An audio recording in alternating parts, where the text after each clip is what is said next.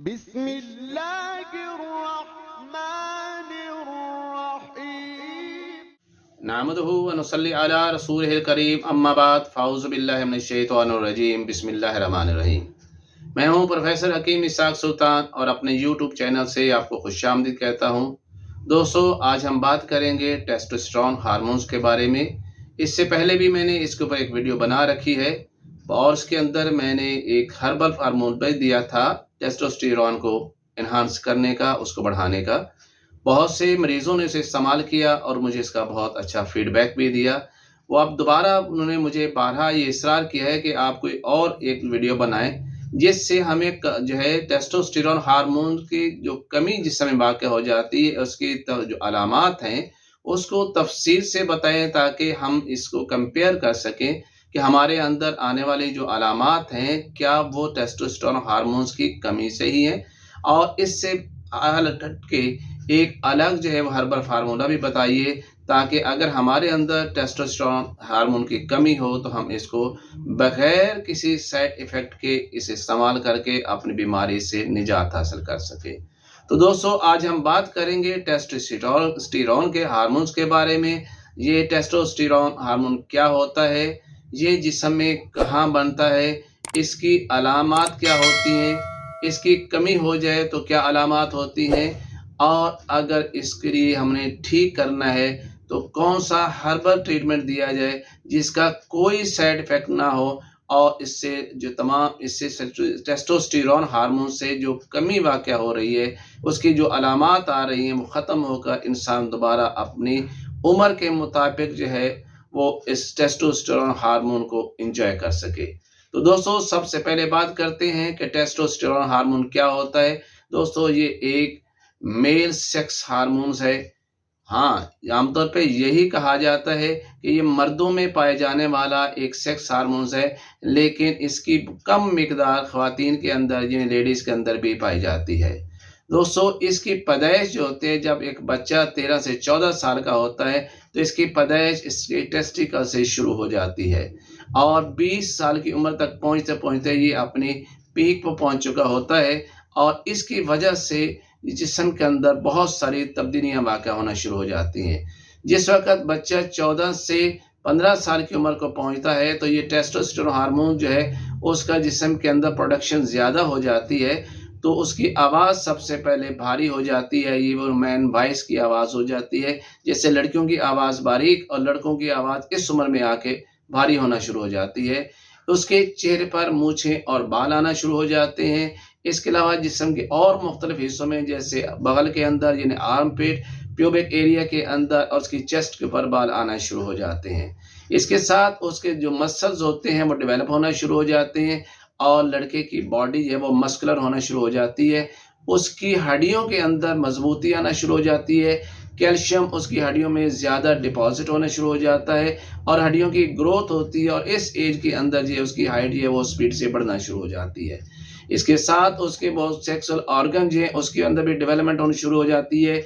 I mean कि उनका पीनस जो है उसका साइज़ बढ़ जाता है, उनके टेस्टिकल्स हैं जो उनका साइज़ बढ़ जाता है और इसके साथ साथ उनके अंदर सेक्सुअल ड्राइव जो है वो भी बढ़ना शुरू हो जाती है, यानी उनका लिबिडो बढ़ जाता है।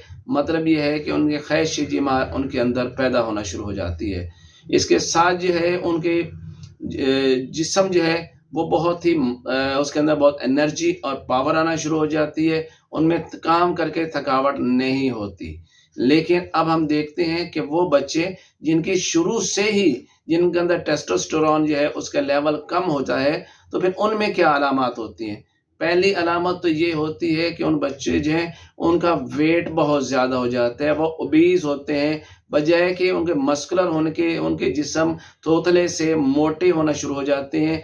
उनके चेहरे पे और उनके मूँछों जो चेहरे पे दाढ़ी और मूँछें नहीं आती।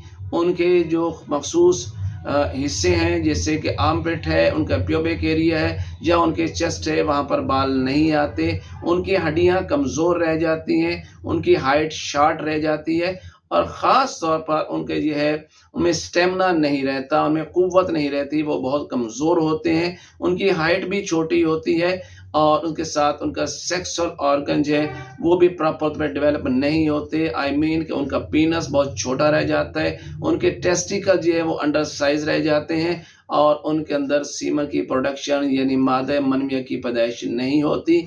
ये वो चंद अलामात हैं जिन लोगों के अंदर शुरू से ही ये टेस्टोस्टेरोन जो है वो नहीं बनता। तो उसकी ख़ास वजह ये भी हो सकती है कि मे बी ये प्रॉब्लम उनके दिमाग के हाइपोथैलेमस या पिट्यूटरी के अंदर हो, क्योंकि दोस्तों मैं ये आपको बता दूं कि बेशक टेस्टोस्टेरोन जो है वो टेस्टिकल से ही प्रोड्यूस होता है और लेडीज़ के अंदर ये जो टेस्टोस्टेरोन है उनके ओवरीज के अंदर प्रोड्यूस होता है, बट इसको कंट्रोल करने का जो निज़ाम है हमारे पिट्यूटरी ग्लैंड के पास है और हमारे हाइपोथैलेमस जो है वो गोनाडोट्रोपिन रिलीजिंग हार्मोन जो है वो एक्सक्रीट करता है, जो ट्रिगर करता है हमारे दिमाग के अंदर पिट्यूटरी ग्लैंड को, जिसे हम मास्टर ग्लैंड कहते हैं। और पिट्यूटरी ग्लैंड जो है एक हार्मोन रिलीज करता है जिसे LH हार्मोन्स कहते हैं। ये ब्लड के थ्रू जब टेस्टिकल्स को पहुंचता है तो टेस्टिकल में को ये स्टिमुलेट करता है और टेस्टिकल्स जो है टेस्टोस्टेरोन हार्मोन पैदा करते हैं।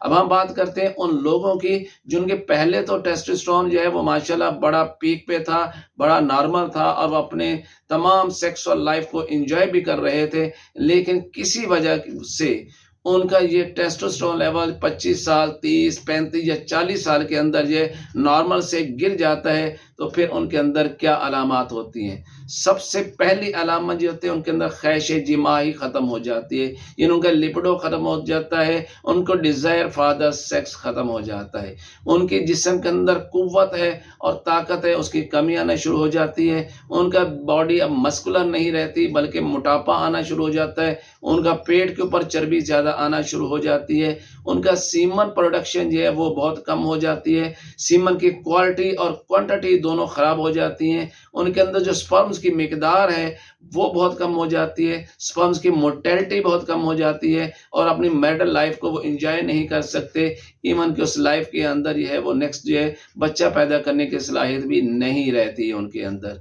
तो दोस्तों ये तो वो अलामात थी जो मैंने आपको बताएं कि जवानी के अंदर अगर किस शख्स के अंदर ये 13-14 साल का टेस्टोस्टेरोन जो है वो बढ़ता है तो उसकी क्या अलामात होती हैं, और बचपन में ही अगर नहीं बन रहा होता तो इसकी क्या अलामात होती हैं, और अगर 35-40 साल के बाद अगर ये कम हो जाता है तो फिर इसकी क्या अलामात होती हैं। हाँ दोस्तों एक चीज़ और बता दूं कि अगर किसी शख्स के अंदर 60 साल के अंदर जो है वो अगर टेस्टोस्टेरोन लेवल जो है वो डाउन हो जाता है, इट्स अ वेरी नॉर्मल। जिस तरह कि आप देखते हैं जवानी के बाद जैसे इंसान 60 साल की उम्र में आता है तो उसके ब्लैक हेयर जो हैं वो वाइट हो जाते हैं, उसके चेहरे पे झुर्रियाँ आना शुरू हो जाती हैं, उसकी कुव्वतें वो कम हो जाती हैं, उसकी बिनाई जो है वो कमज़ोर हो जाती है और उसका सेक्सुअल ड्राइव भी कम हो जाती है, उसके अंदर ख्वाहिश जिमा कम हो जाती है। तो दोस्तों ये बीमारी नहीं है, ये एज फैक्टर है और एज के साथ साथ इसने 60 साल की उम्र के बाद डिक्लाइन होना होता है। तो अब हम देखते हैं कि इसकी नॉर्मल मिकदार एक सेहतमंद इंसान के अंदर कितनी होनी चाहिए।